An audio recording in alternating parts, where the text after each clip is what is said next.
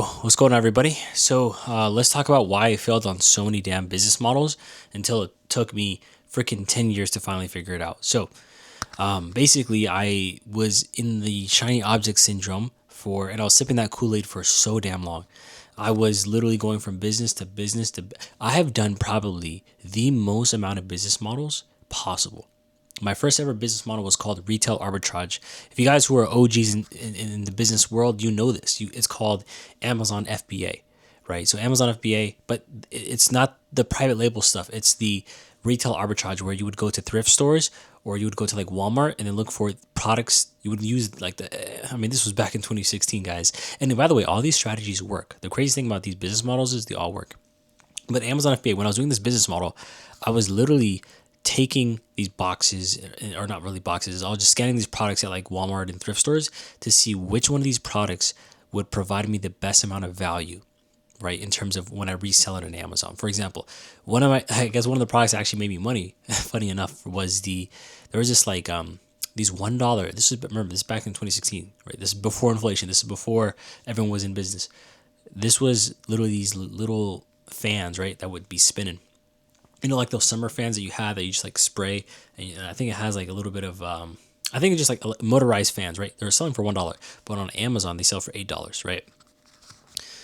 And I bought like 10 of them and I sold them. But in my head I'm like, why did I only buy 10? Like if I knew more about business the way I know it now, I would have literally have gone to every single Walmart store possible to increase how much profit I'd be making, because those products were actually selling quick. They were selling quick. They were selling quick. They were selling quick. And I mean, that business model is very profitable. It works. The problem is I was sipping the Kool-Aid and watching. I mean, I've watched probably so many damn YouTube videos from creators. I used to watch Eman Gadget when he had like 1K subscribers. I know all these creators, and the fact that I was literally just watching without actually doing. I spent all those years wasting my damn time. And that business model did work. Sorry, I wish it did. It didn't work because I spent so many damn time wasting my time, because I would say, okay, Amazon FBA didn't work out. And I had a whole story basically where before I did Amazon FBA, I was doing, after doing the retail arbitrage, I was like, okay, retail arbitrage, it doesn't work. And the reason why it didn't work is because I didn't keep going. If I kept going, I probably would have made it work. Like all these business models, they all freaking work at the end of the day. They all work. It's a matter of how are you executing this business model, and how are you siphoning money from this business model? How are you actually making money? Because whatever business you're doing, you have to be making money. So Amazon FBA failed. Once Amazon FBA failed, I did the private label stuff, and I'll make a whole video about the private label stuff, but to keep it brief, I literally spent my life savings. I spent $3,000 on product from China. It was like a baby organizer thing, right? I did all the research. I used all the apps to figure out which product, whatever stats, whatever. And then I bought like 200 units of this product, right? At like $6 a unit or like $10 a unit, whatever. I was going to sell it for like $25. So the margin looks good. Everything was good. As soon as I got the product in, I waited like 2 months and the product finally came. But by then I did these strategies where you have to like do a bunch of like giveaways. So your product can really be like number one in the bestseller list, which it was in the bestseller list. And I actually have a screenshot of that when it was in the bestseller list. And once I did that, essentially, the product failed. I mean, I didn't sell any much. And I kind of gave up. I kind of got upset because I thought it would just be easy. And business is not easy like that, guys. Business is brutal. You have to be ruthless in business. You have to find a way to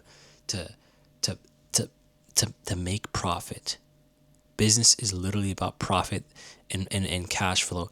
And if you're not getting money in, you're not going to succeed. And that business was not succeeding. So once I failed that, I was kind of down bad. And then I fell into an MLM scheme called, I forgot, IML. I think it's IML. But it was a Forex trading BS, whatever product that they were selling. And I kind of got obsessed with trading at that point. I was really obsessed with trading. I thought trading was a way. I'll make a whole video on day trading, but I don't think day trading is a business model, and I don't think day trading actually works, especially if it's like penny stock day trading or like trading Forex at like very low candles, like 1 minute or like 3 minute candles. I don't think that's profitable. I think it's based off luck. That's just my opinion. I haven't seen anyone trade and make money in the short term doing these quick trades, right? That are 1 minute, 2 minute candles. But anyways, I failed at Forex. Forex, I was putting in money. I remember I was using MetaTrader and I kept going and going and going, losing money, losing money, losing money. Obviously, it's an emotional battle and I suck at trading in that emotional state. So after like 2 years, I even created a trading YouTube channel, guys. In fact, if I actually stuck that out, this was back in 2018 or 2019. I started and the channel's actually still up if you guys want to look for it. But if I kept going that channel, I'm pretty sure I would have had like 100K subscribers. But the fact that is, I didn't keep going at that channel, right? So, okay, so that failed. The next thing I jumped into was drop shipping, right? Okay, so I had the taste of ecom from Amazon FBA, which failed, which kind of makes sense because I mean my big risk was I bought all the product ahead of time without even testing whether it's gonna work, right? Well, now with drop shipping, I don't even have to test it. Like I can you know, just do the marketing, right? And then like have, obviously another company or Alibaba ship the product directly to them. I'm just like, a front basically where I'm just have a website. So I did that. And low key, I didn't make any money from that because I thought it'd be easy. I was kind of lazy and I never actually, and I'll make a video about this. Like I said, I have a whole bunch of videos to make, but I never actually talked to a mentor. One thing I noticed is in business, it's not rocket science. You just have to find someone who's in it. Like if I had like a dad or brother or uncle who I was like close to, who was like very successful in that realm, I probably would have been extremely successful as whatever field they're in. The problem is I didn't know anyone at that time, and I failed to reach out to them. So if you guys are young and are looking to start your business, look for someone who's doing it and ask to be their mentor, work for them for free, because that is going to be the most invaluable thing you can possibly do. Trust me, guys, it's so valuable for you guys to do something like that. And I made so many mistakes by not doing that. I never reached out to people. I was too afraid. I was too shy. I was too nervous, whatever. But that cost me millions of dollars. It cost me millions of dollars because if I started this back in 2016, right, back when there's less competition, back when it was a bit easier, who knows where I would have been, right? Only God knows. But I'm just saying that please reach out to people.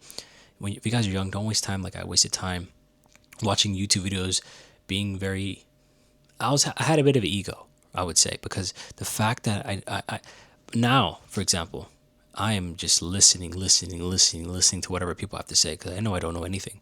I still don't know anything about business. I'm a dummy when it comes to this. I'm still trying to learn as much as possible because as soon as you act like you know stuff, you're cooked in this industry, guys. And there's more competition than ever right now. It's literally, you have to be a killer in this business world at this point, what I've noticed, because like back then, like back in the Tai Lopez era, 2015, 2014, bro, it was so easy to make money back then. Now it's getting harder and harder, and it's still going to continue to get harder.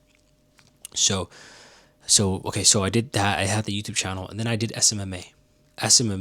That was actually the most successful business, and I failed to stick with it because of laziness and fear. I, for some reason, had a big fear of, I don't know what that fear was, but I had a really, really big fear of talking to people or talking to clients, or that's why all these businesses, day trading, Amazon FBA, dropshipping, they didn't really involve people skills, right? You can just be behind a computer, do your own thing. But what I realized is people skills is the most valuable thing you guys can possibly have. The most valuable thing. So do not ignore people skills. I mean, people are paying you money. That's how you make money. It's by someone giving you their credit card cash. I mean, how else do you make money? You don't print it. Someone's giving it to you. You know what I'm saying? So you have to be able to talk to people, and that's where I failed. I failed for ages trying to build these businesses where I don't have to talk to anyone. If you don't talk to anyone, you're not going to make money. You have to either communicate with your customers, your team, yourself. You got to be able to. I mean, if you're going to be promoting yourself on YouTube, you got to be good at communicating, right? And that is where I struggled. I didn't want to do that, but it cost me millions of dollars, right? So I failed on that, and then at that point, I went back to school. I went back to school for network engineering, right? And I mean, I finished school, I got a job, and the crazy thing is my uncle was my mentor in that job, so I actually the reason I got into network engineering because my uncle was a network engineer, so I just copied what he did. If he was a business owner, I probably would have copied what he did. It's that easy. Business is all about copying and pasting someone who's done it before and who's willing to show you. It's that simple. It's literally that simple. But at that point, once I got my job, I kind of just got in the work mode, was working. Hello, boss. Here you go. Whatever. And after some time, I did it. And I kind of actually enjoyed working. Sad because I was just like, I kind of gave up on business at that point. Wasn't really growing. It wasn't really watching YouTube videos on it. Wasn't really doing much. And I got to that point. And then at that point, I was just, long term is like, you don't want to give up on your dreams, guys. It's not worth it. You are going to regret it, especially when you're young. Take the risk. Take the damn risk. You never know what's going to happen. If it doesn't work out, worst case scenario, I can come back making 120, 130, 140K a year as a network engineer. No big deal. But this business world, you don't know what's going to happen. Business has gotten extremely easy compared to what it was in the 1950s. We have a great opportunity right now. Take advantage of what you guys have. We have internet. We have high-speed internet. I'm in freaking Iceland right now. I'm literally in Iceland. And the internet speed is like, I don't know, it's pretty fast. And have access to information. So there's no excuse nowadays. So after some time, I was like, okay, I need to figure out a way to make money.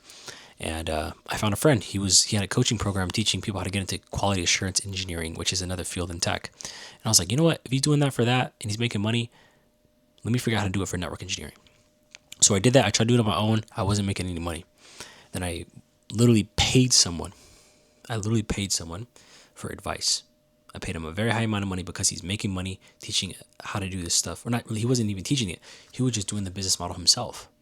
He was basically another person who had a boot camp and was running it successfully. I said, hey, I know you're doing this. Can you just teach me how to do it? I'll pay you. And I pay this person a very high figure amount, a very high figure, 4-figure amount, right? I paid him 8K, okay, if you guys want to know. And he taught me exactly what I needed to do. This person mentored me, showed me exactly what I needed, and literally within like a couple months, I was making 10K a month, literally crazy. And that's kind of like where it started to grow and grow and grow. Now we're at 30K months and we're looking to scale to over 100K a month, right? But the craziest thing is I could have just done this back in 2017, right? But I didn't do it. I don't know why. And I don't want you guys to make that mistake. So when it comes to the business world, learn how to talk to people, learn how to be humble, ask for help. Do not waste time. Do not fall for shiny object syndrome. And don't be like me who wasted freaking 10 years when I should have been making 10. I was dreaming about making 10K a month 10 years ago when I finally hit it in the business, literally 3 months ago. So just think about that, guys. When it comes to business, just put in the work, ask for help, be humble, and find a really good product that you can teach people or whatever you're doing, and learn how to sell it. Learn how to make money. It's that simple. So thank you guys for tuning in, and peace.